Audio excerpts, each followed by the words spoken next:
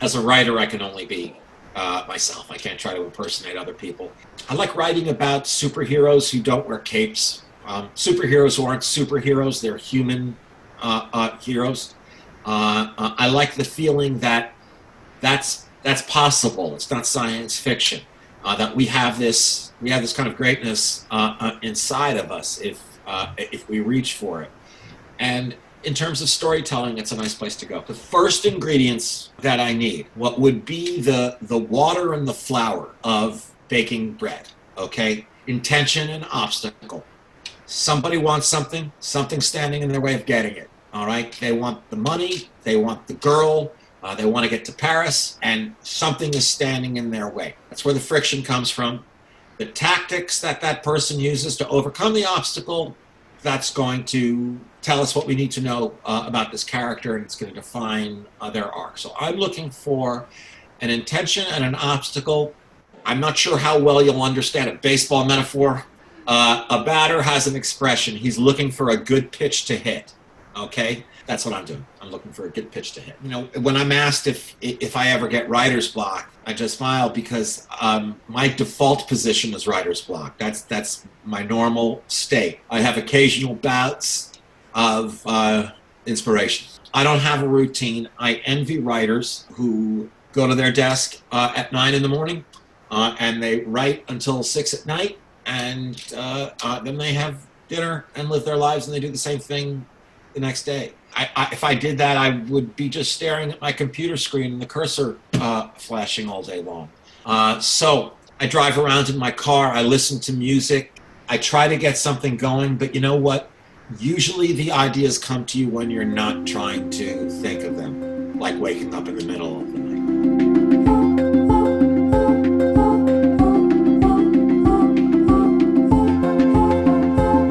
Hi, how are you doing? Welcome to Zinemaldiko podcast, the audio inventory of some of the events taking place at the San Sebastian Film Festival.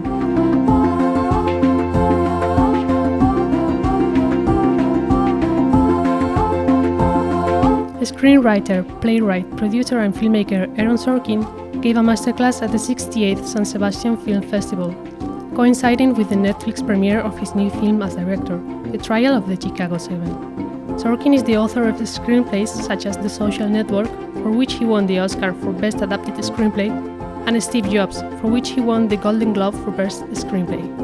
In television, he has created and produced titles such as The West Wing and The Newsroom.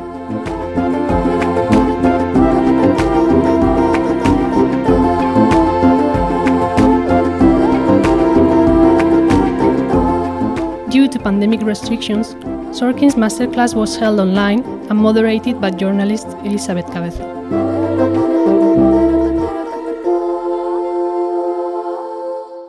This is Elizabeth Cabeza, and I'm delighted to have the honor of interviewing Mr. Aaron Sorkin on behalf of the San Sebastián International Film Festival.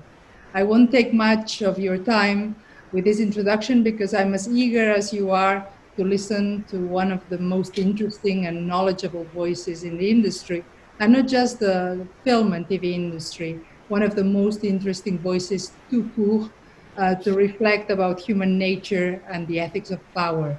He has done so through his work as a playwright, screenwriter, director and producer, and America with its highs and its lows, we could say.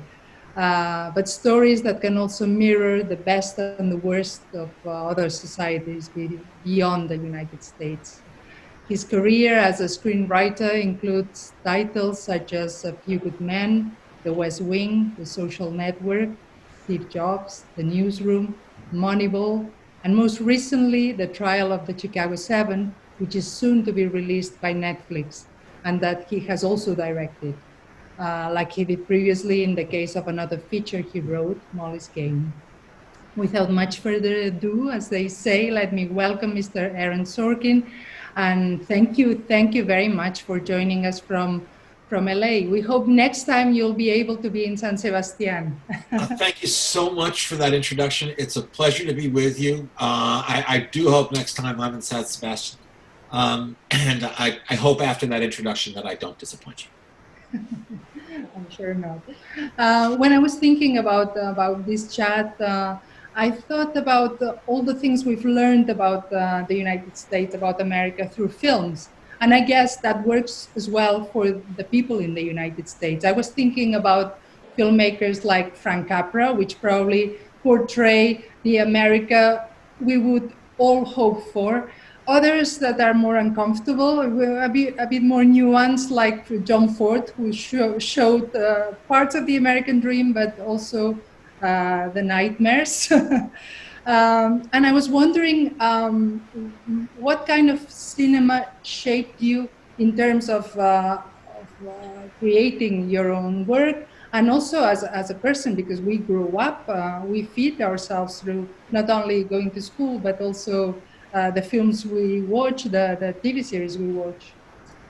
I think you're asking a fantastic question, and I could probably take up all our time with the discussion of it. I'll try not to do that, but let's start here. Yes, we are all deeply affected by the movies that we see, television shows and plays. There isn't a greater delivery system for an idea than a story. And that's a double-edged sword. That's good and bad, because there are a lot of people in America. Okay, Donald Trump. We knew he was going to come up. Maybe not this soon in the conversation, but we knew he was going to come up. His slogan was "Make America Great Again," right? He was appealing to people who wanted to return to a time, a more bucolic time, when there wasn't so much unrest, when there wasn't all this rap music, when minorities weren't unhappy, when the whole world was kind of one white world, the whole country rather was kind of one white suburb. They want to return to a time that never existed, okay? What they want to return to is a movie that they saw. They want to return to Frank Capra's America. And it's ironic because this same group of people hates Hollywood. They think that we're terrible liberal perverts and that we're ruining America. When the fact is that the America that they long for is an illusion that Hollywood created for them. Now, that was a long answer, but I don't think it was an answer to the question you asked, which was, how has, help me? How has the cinema you saw shape, Yeah. help you shape your work? And where do you position yourself in terms of, because this is my interpretation, but I think you managed to portray both the ideal and the not so ideal in your work. Right. To begin with, films that I've seen starting from when I was very little, just old enough to be taken into a movie theater, have influenced my work a lot. I like writing the kinds of things, I like writing the kinds of films that I liked watching when I was growing up. And while as an audience member, I enjoy all styles, all kinds of stories, and a variety of writers and directors. As a writer, I can only be myself. I can't try to impersonate other people. I tend to write, I like writing about superheroes who don't wear capes. Superheroes who aren't superheroes, they're human heroes. I like the feeling that that's possible. It's not science fiction. That we have this kind of greatness inside of us if we reach for it. And in terms of storytelling, it's a nice place to go. And in terms of craft, of managing to sort of write as you do, how did you learn? How did you sort of, because you jumped right, you jumped right in with your first film. You hadn't written, you wrote the feature straight away. So how did you manage to sort of use that, the films you had watched? Well, that first, I'm sorry. Oh, okay. That first feature, A Few Good Men, was based on my first play, A Few Good Men. My friends who do what I do, my friends who are screenwriters, they have an encyclopedic knowledge of cinema, the way you probably do. And when they're sitting around the campfire, when they were little kids, they could tell you who the second assistant director was on every Hitchcock movie, okay? They could tell you who the makeup artist was on every Truffaut film. And that's never been me. I'm that way with plays. I grew up just wanting to read every play, see every play. I just loved the theater. And I'm kind of an accidental screenwriter. It's a happy accident. I love writing movies. I love writing television. But I'm a playwright faking my way through screenplays and teleplays.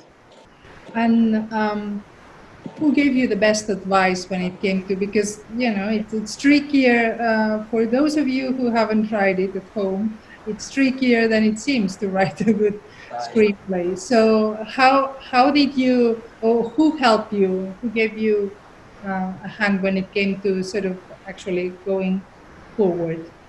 William Goldman. William Goldman, who passed away just a couple of years ago, is considered the dean of American screenwriting.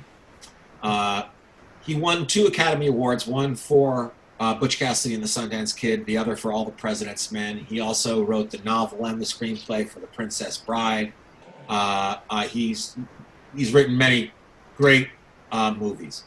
And he's also written great nonfiction books, one of which is a book called Adventures in the Screen Trade, which I would recommend to anyone. I would certainly recommend to anyone who is a screenwriter or who wants to be a screenwriter, but even if you can be a dentist, read Adventures in the Screen Trade. It's you won't put it down. It's a very, very enjoyable book.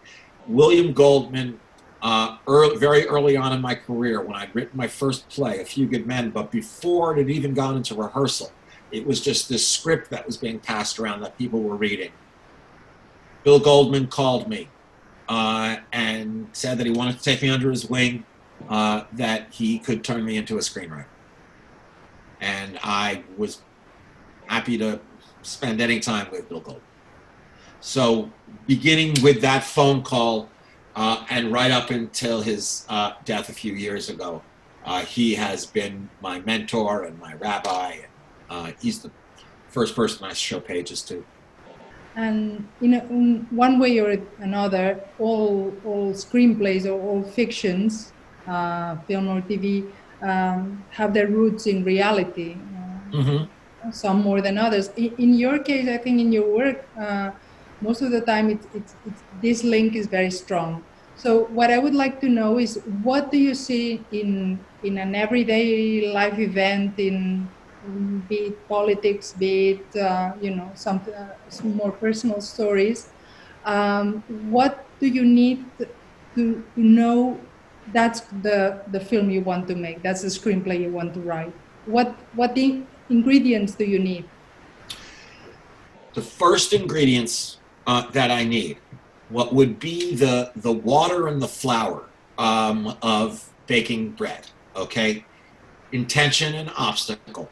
Somebody wants something, something's standing in their way of getting it, all right? They want the money, they want the girl, they want to get to Paris, and something is standing in their way. That's where the friction comes from. The tactics that person uses to overcome the obstacle, that's going to tell us what we need to know about this character, and it's going to define their arc. So I'm looking for an intention and an obstacle that I can get a little worked up about. I spend a lot of time, I have to spend a lot of time alone, because if there's anyone around, they would commit me to an insane asylum. I'm talking out loud, I'm very physical when I'm writing, and I'm trying to start arguments with myself, because that's what you need, is an argument. Most drama is conflict. Most of the time, the conflict that I'm writing is a conflict of ideas. Even in Chicago 7, when there's a literal physical conflict between protesters and police, ultimately the conflict is happening in the courtroom where it's about ideas. So that's what I'm looking for. And based on that, I ask myself, do I have a chance of writing something good? There's not going to ever be a guarantee, but I'm not sure how well you'll understand a baseball metaphor. Try me. Okay. A batter has an expression. He's looking for a good pitch to hit. Okay? He's looking for a good pitch to hit. That's what I'm doing. I'm looking for a good pitch to hit. And now nobody's listening. Could you confess how often you wake up in the middle of the night and think, this idea would make a great movie? Or do you walk around with a notebook in case that you suddenly... So I would like to know the intimate sort of process of an idea and knowing that this is the idea you want to... Sure. I wish I woke up in the middle of the night more often with an idea. I don't, but when it happens, I have learned the hard way that if I don't write it down immediately, even though I'll think to myself, this is great, and it's not an idea for a movie. It's an idea for the end of this scene that I'm writing. It's an idea for this transition. It's a smaller thing than an idea for a whole movie. And my first thought will be, this is brilliant, and there's no chance I'll forget it in the morning. And there have been too many mornings where I thought, wait a second, I know I thought of something last night, but I can't remember what it is. So I've learned my lesson. As soon as that happens, I have a small office at home and an office on the Warner Brothers lot, but I run into my home office and I write down as much as I can sort of think of what I'm thinking. And those are always great moments when they happen. Most of the time I'm in agony because I'm not writing well or I'm not writing at all. And speaking of ideas, could you mention the name of a person or even an event that you would like to write about that you haven't written about yet, but that would make a good screenplay? Oh, if I had that, I would be writing right now. I would be politely excusing myself from this conversation. I'd be writing right now. I don't have that yet. I've learned that I'm not the only writer who thinks this way. That most of us do. But when I'm done writing something, I'm happy for a few minutes because I'm done, and I like what I wrote.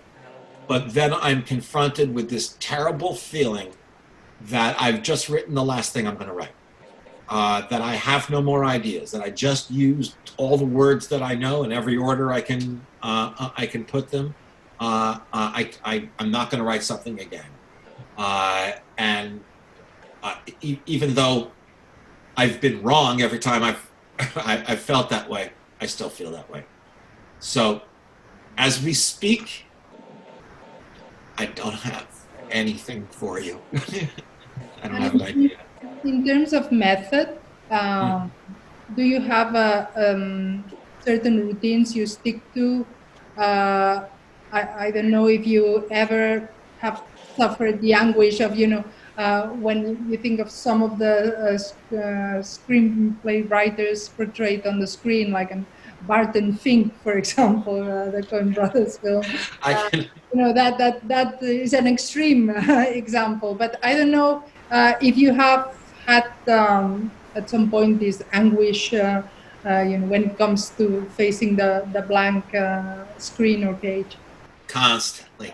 I've never had the Barton Fink experience, but I'm, when I'm asked if I ever get writer's block, I just smile because my default position is writer's block. That's my normal state.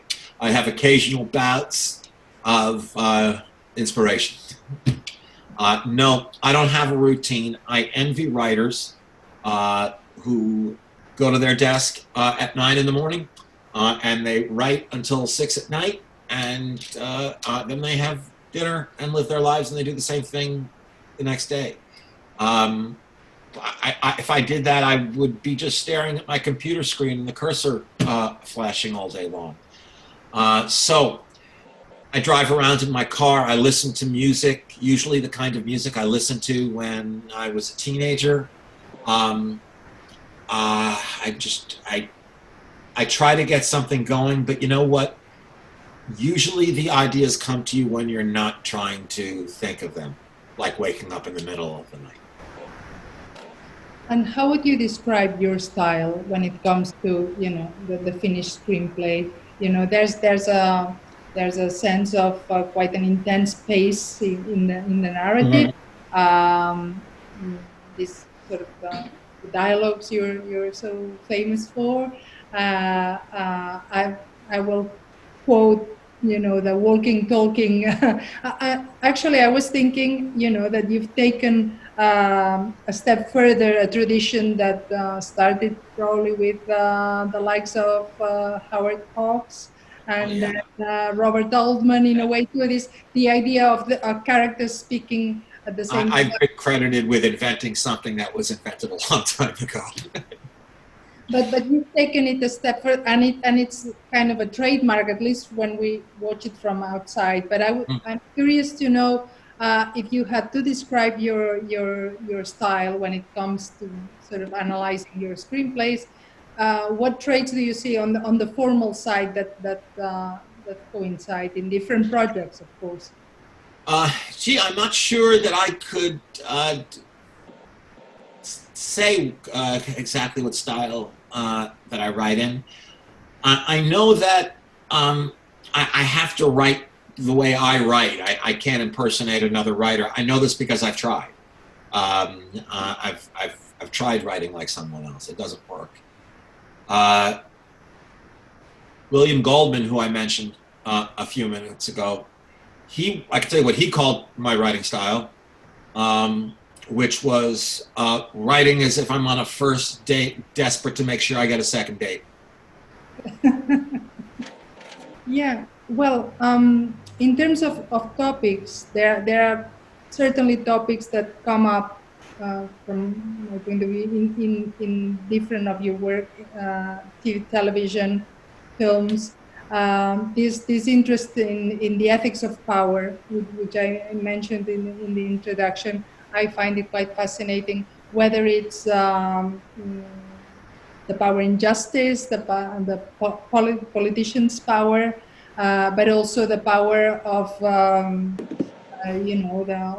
the tech moguls that have transformed the way we live and the way we're talking now. I'm thinking of the Right. social network, the portrait of Steve Jobs.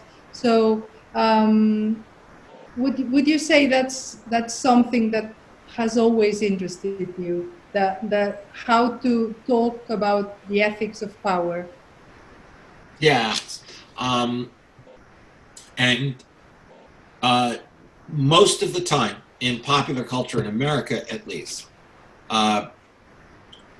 powerful people, and particularly our elected leaders, are portrayed either as Machiavellian or dolts, idiots. Powerful people, wealthy people are generally the villains in our stories. And I just thought, why does that have to be the case? That seeing somebody use power well, and at some cost. Usually, they're risking their own popularity. Usually, they're risking the status quo of the life they're living right now to take a chance and do the right thing. So that does have an appeal to me. Watching the newsroom again, the first episode, I was wondering if the speech Jeff Daniels says in the first episode, at the beginning of the first episode, mm-hmm. is as close as one can get to Aaron Sorkin. I don't know if who's the character or who's has come closer to speak like you would, or to say what you would say.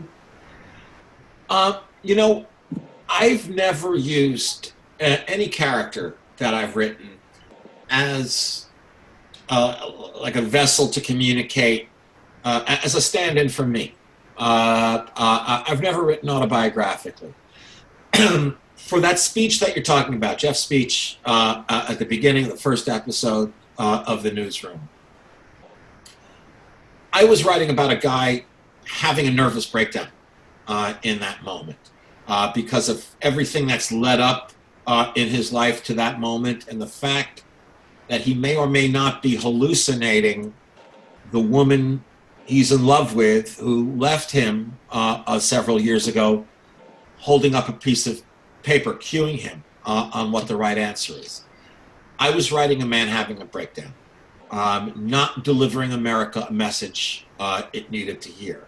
Now, in that breakdown, in the speech that he gave, I wanted him to, in an expression that's become popular here in the US, have the receipts, okay? Have the proof for what he was talking about. So he goes through a lot of statistics and numbers to beat up on a perfectly innocent young college student who's just asked a question that ruffled his feathers.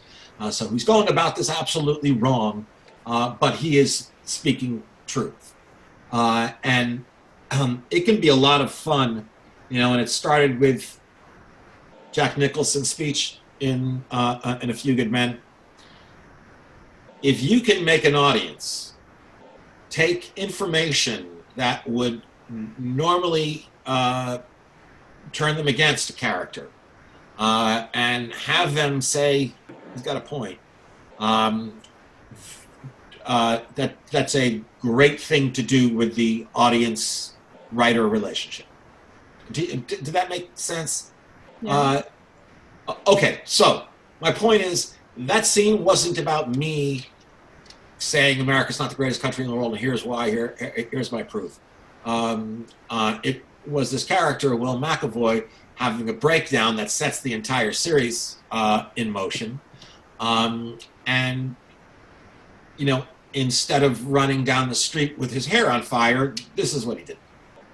Your work I find very interesting and useful to reflect on the sort of fact and fiction. Now that we live in times where some politicians look like out of a bad screenplay, and you wish that some of the politicians that you portray in your screenplays would actually be the real ones. So in a way, there's a lot more truth in fiction than sometimes in what we take as news or factual news. Never more than right now, right?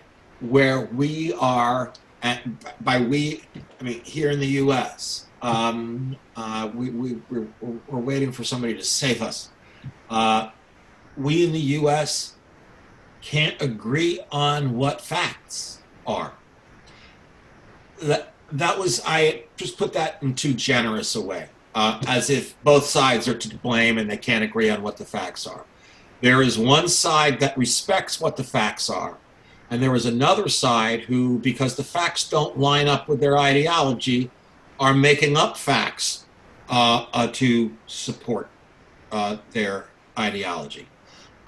So, the idea that fiction is more truthful than reality has never been more true than it is right now. Does anger ever drive you as a writer when you see the state of it's difficult not to be angry in the current situation. I would say it's impossible not to be angry in the current situation without heavy medication. And does anger ever drive me? You bet. It is a fantastic motivator. If you're feeling that anger when you're writing, great. Make it show up on the page. Get it right from your blood onto the page. Get it right from the page onto the screen with no loss of it. Now, I would suggest that you look over what you wrote the next day when you're feeling a little less angry, because it may not have been the best writing that you've ever done. It may have just been anger. But yeah, anger motivates me a lot.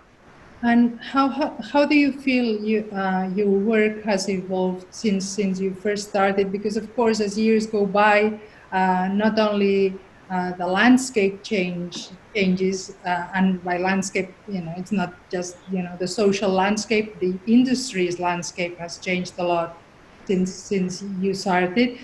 So I'm curious to know how you've adapted to this changing context, but also how life has changed you as well, because we learn so much through the things, good and bad, that happen to us. Well, I was going to say that I think the biggest thing that's changed for me personally has been me, and nothing external. First of all, one of the great things about being a writer is you get better as you get older. It's the opposite of being an athlete. And it's the same as being a symphony conductor. You get better as you get older. So with age and with practice, I'm becoming a better writer, and I keep looking forward to the next thing that I'm going to write as soon as I have an idea for it. I've also become a father, and that, as any father will tell you, probably any parent will tell you, changes everything. It changes everything. I have been through drug addiction and recovery, and I have been, I've been a struggling artist, and then an artist who didn't have to struggle quite so much, or the struggles are different. Anyway, while the landscape has changed, while television is, when I wrote my first television show, there were still really only 3 networks. HBO was a baby. It wasn't much of anything. The landscape has changed completely. Cinema has changed a lot in that there are the big budget superhero movies, and then kind of everything else is considered an art film now, right? There are the Avengers, and there are art films. And I feel like, I mentioned I like writing the kinds of movies that I liked when I was growing up. I feel like those kinds of movies, that all the movies I loved growing up, would not have been made today, couldn't have been made today. If you made The Graduate today, it would be a low-budget, independent art film that maybe somebody saw at Sundance and it got some attention, or they saw it at San Sebastian and it got some attention, but it wouldn't have been of this wide commercial release that The Graduate was when it came out. And there are 1,000 films that we all love that I can say that about. But in a way, how do you feel about the change in the industry? Like, obviously in film, as you mentioned, these super big budget films as opposed to tiny budget films. But I don't know, in terms of creative freedom, if the arrival of platforms has opened a door. I would like to know your opinion about, and also to tell the people who are now studying to become the future filmmakers. Yeah.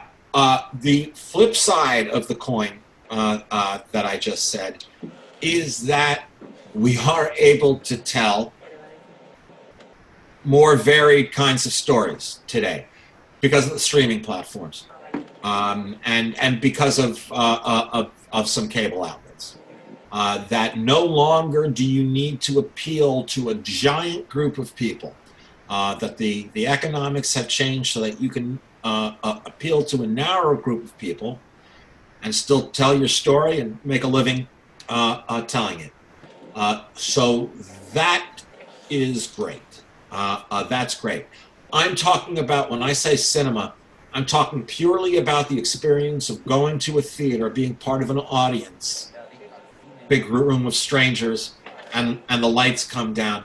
That experience, watching something with an audience, is different from watching something by yourself. You know, there was a time when the only secondary run of a movie, after, it would be in the theaters, and the only other time you could see it is if one of the networks put it on television, right? I mean, this was before, obviously way before DVRs, but it was before VHS.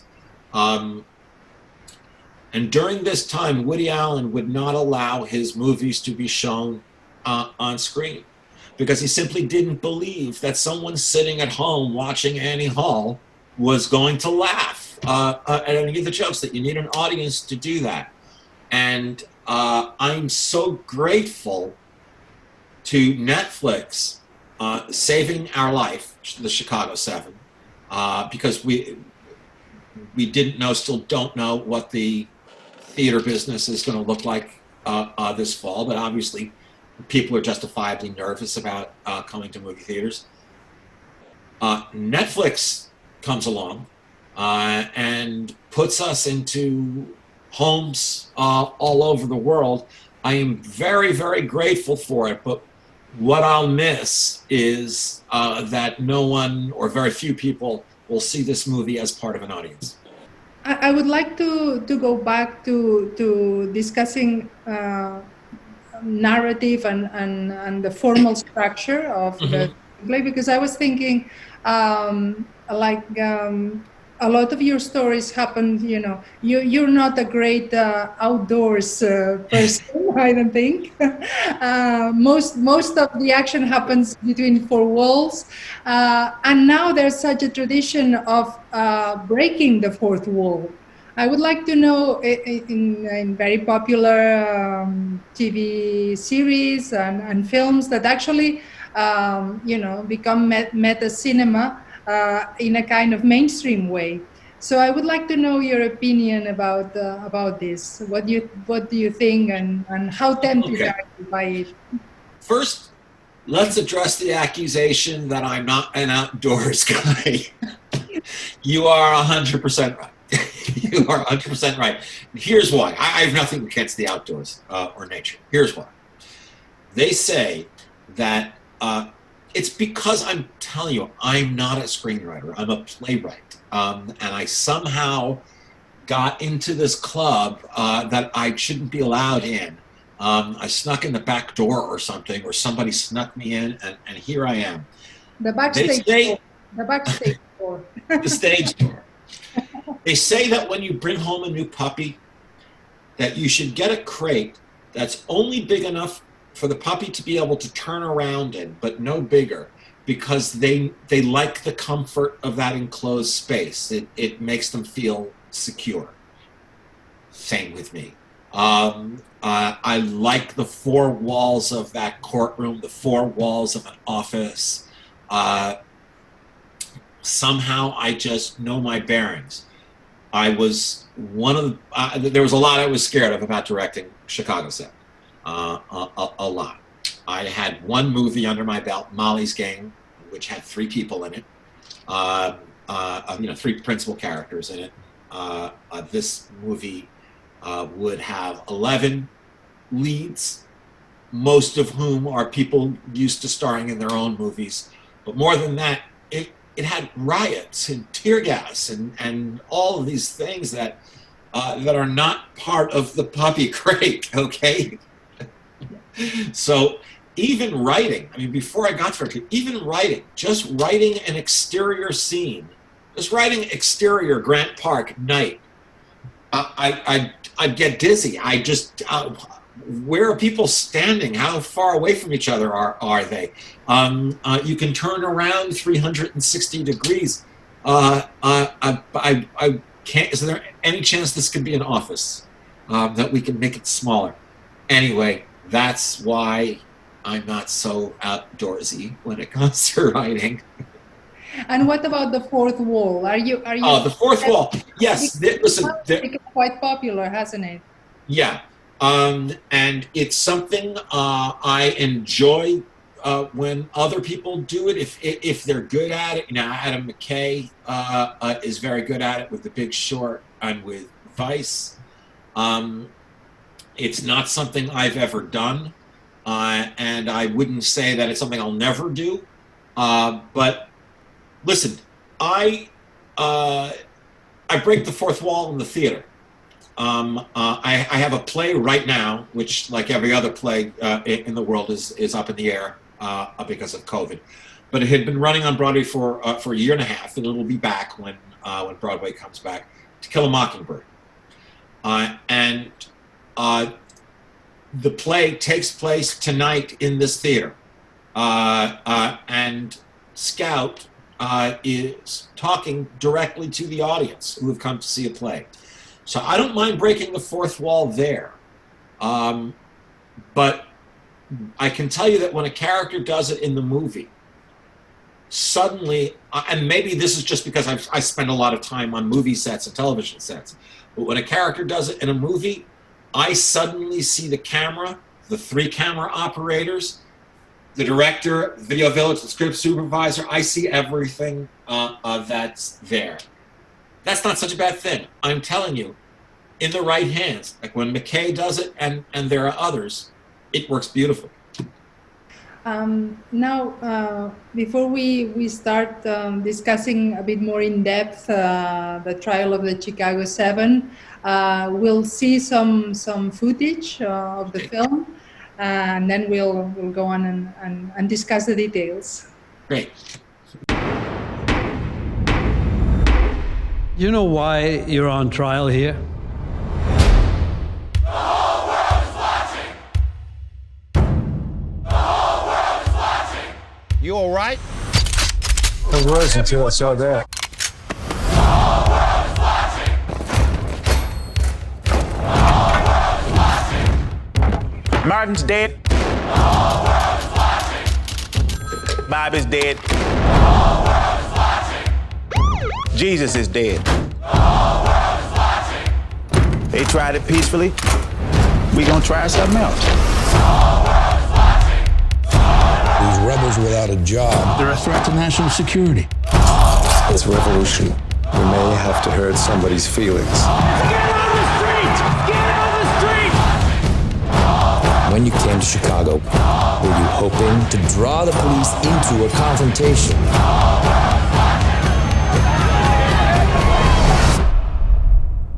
I'm concerned you have to think about it. Give me a moment, would you, friend? I've never been on trial for my thoughts before. The whole world is watching!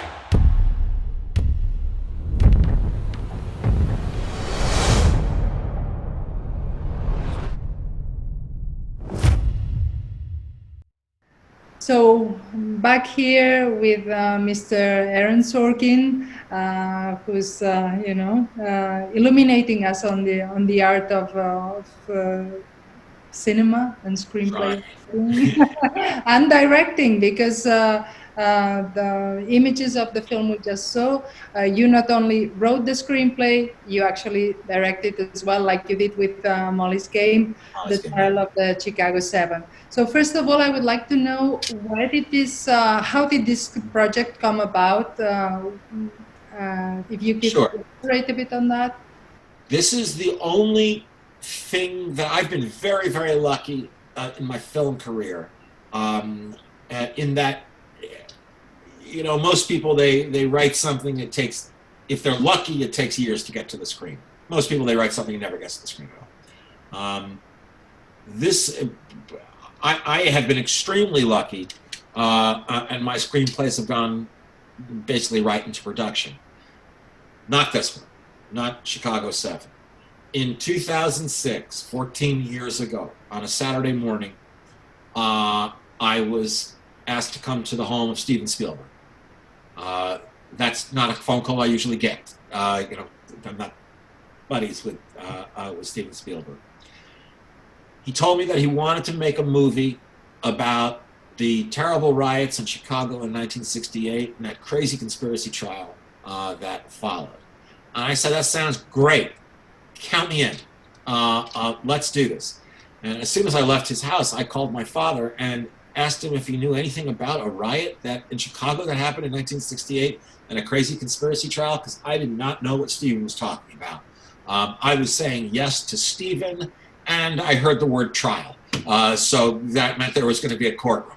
That was enough for me. That got me in. Took me, I suppose, a year and a half, maybe 2 years to write the first draft of the screenplay.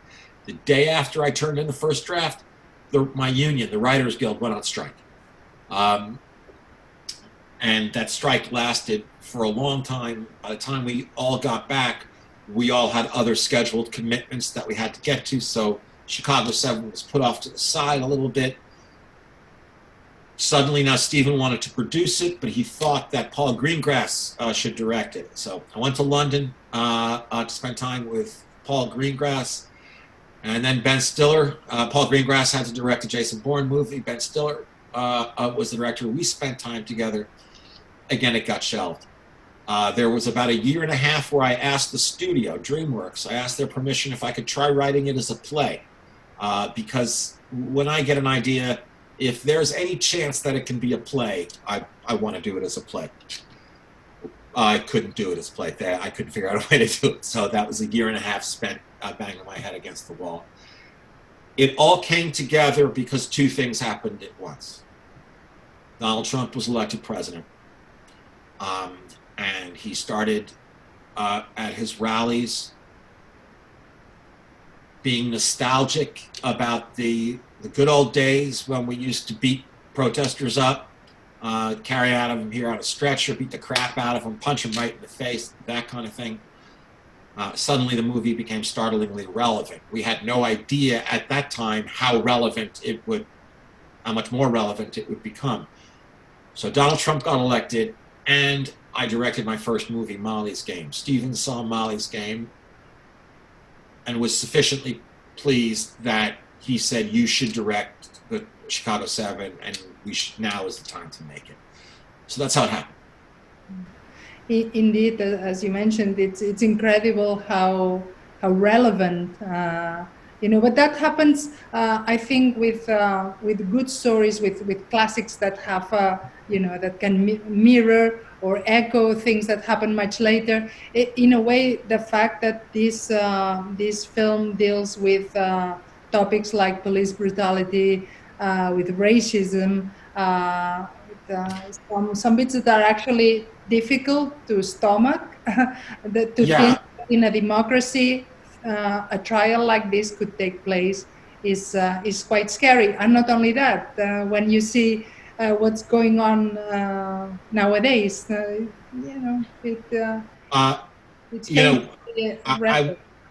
was asked the other day if the script changed at all to mirror events.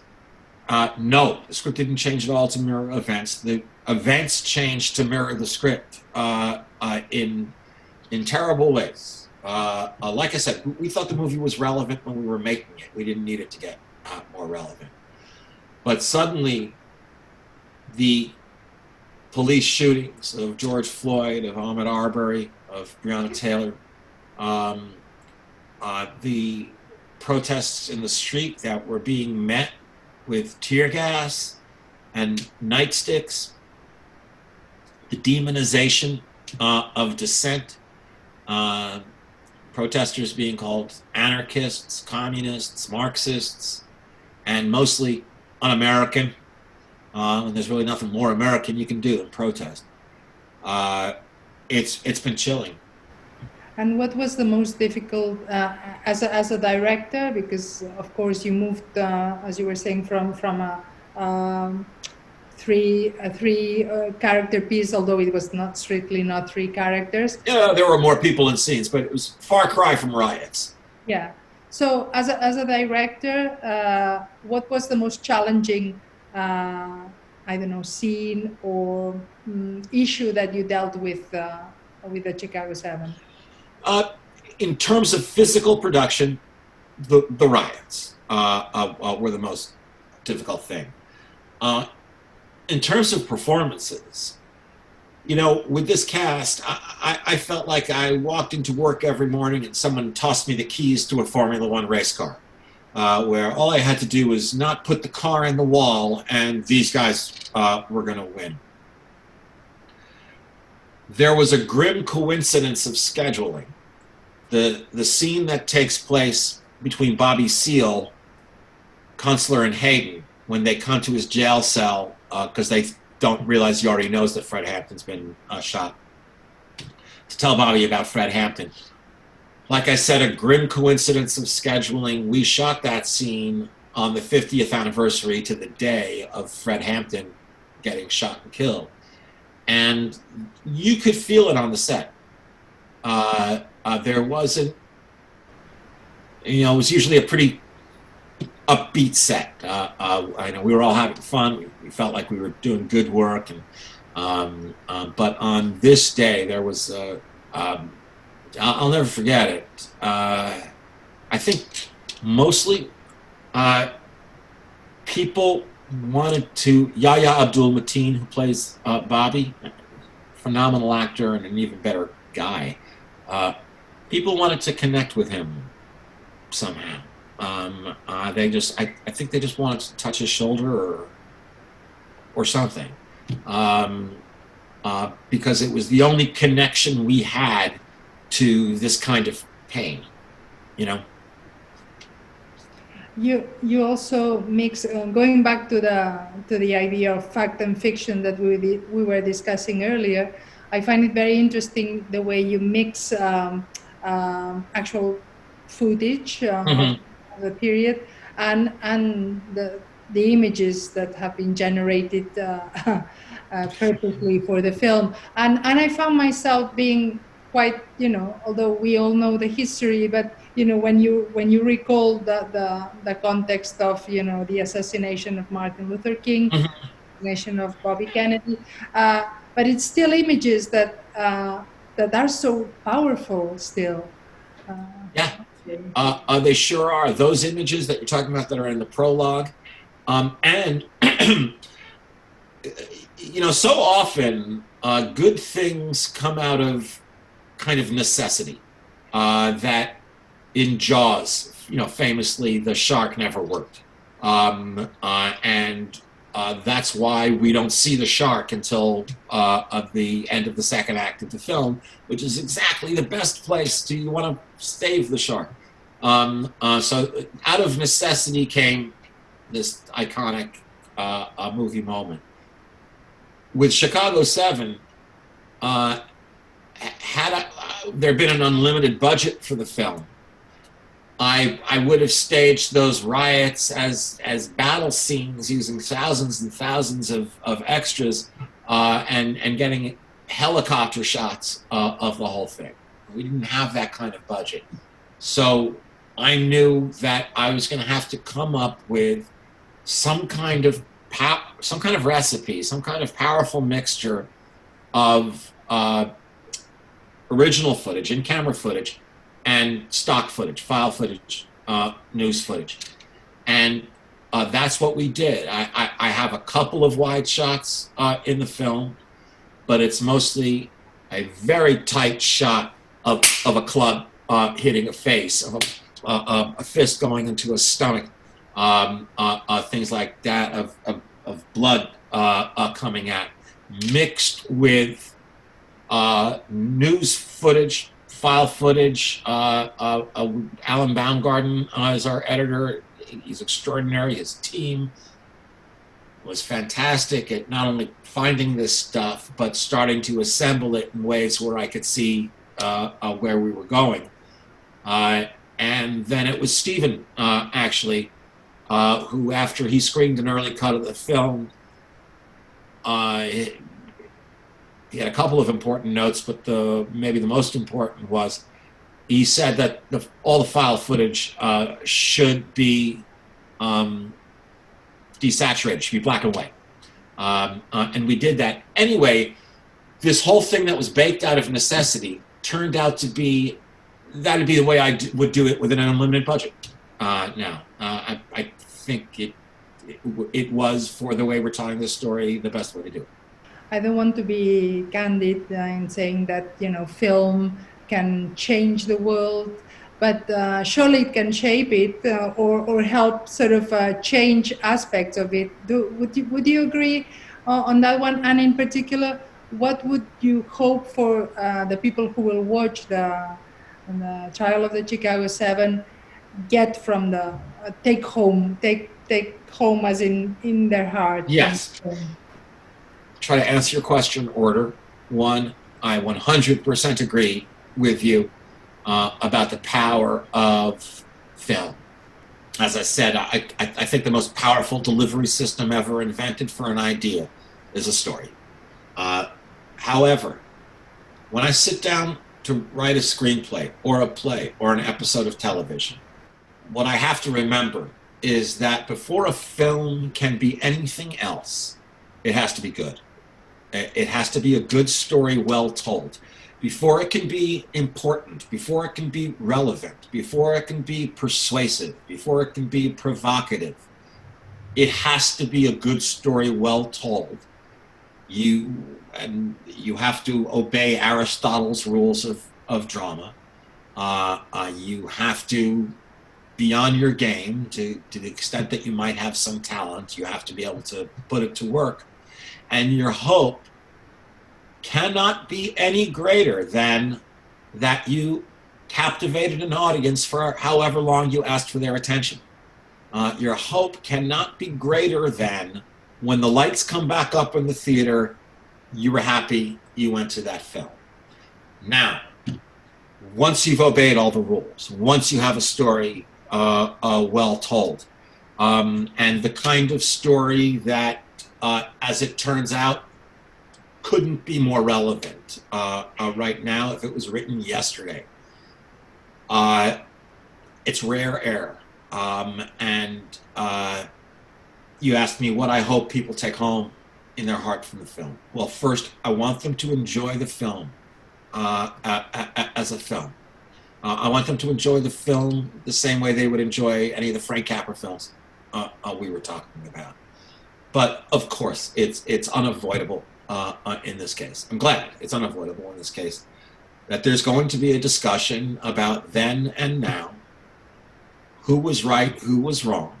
And there's still going to be people who will say, you know what, those cops should have beaten those kids harder. Okay, really taught them a lesson, and it's time to teach everybody a lesson again. Maybe, once a generation, there'll be people on that side, and there'll be people on the other side saying, protest is necessary, protest is good. These people got railroaded. This attorney general was doing this for political purposes. We have an attorney general now who is acting like the president's campaign manager. I expect those kinds of discussions will happen. As a matter of fact, I don't suspect. They've happened already. Our trailer, as you and I speak, was released 2 days ago.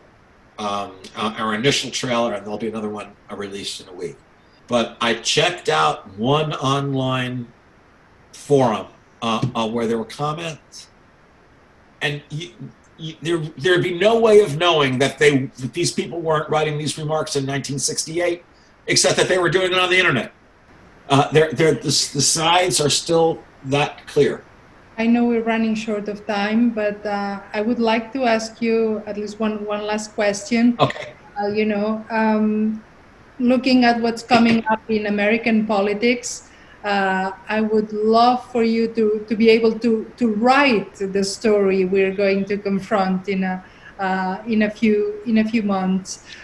What outcome would Aaron Sorkin write for the current situation in the U.S., so conflicted, so difficult in so many ways? What would be the ideal outcome if you had the power? If I was able to romanticize the whole thing, if I were able to, yeah. Here's what would happen. On election night, Donald Trump does what we all assume he's going to do, which is not concede defeat, claim that the election was rigged, claim that the Democrats cheated, all of that, right? The nightmare scenario.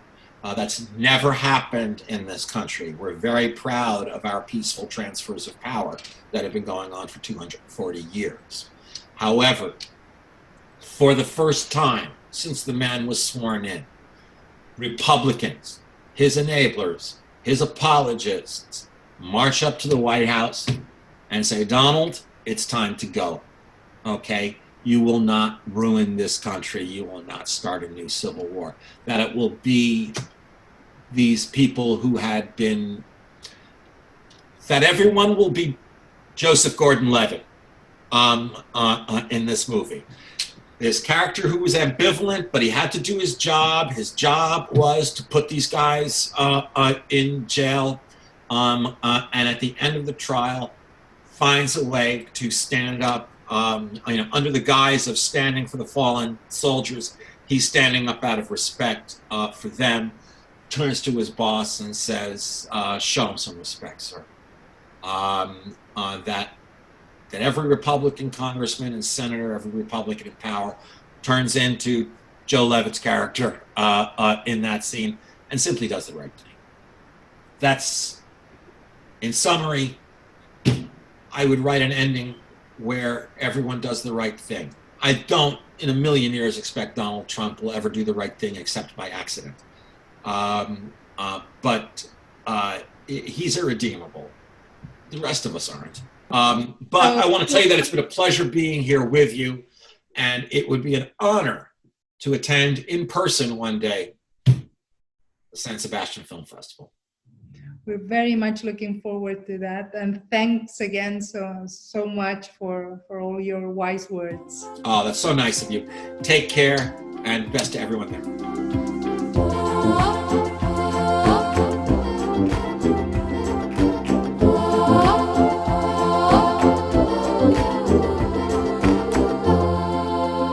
And so ends this new episode of Zinemaldiko podcast, a space included in the activities of the thought and discussion area. You can listen to more film talks and master classes on our website or on your favorite audio platform. See you next time.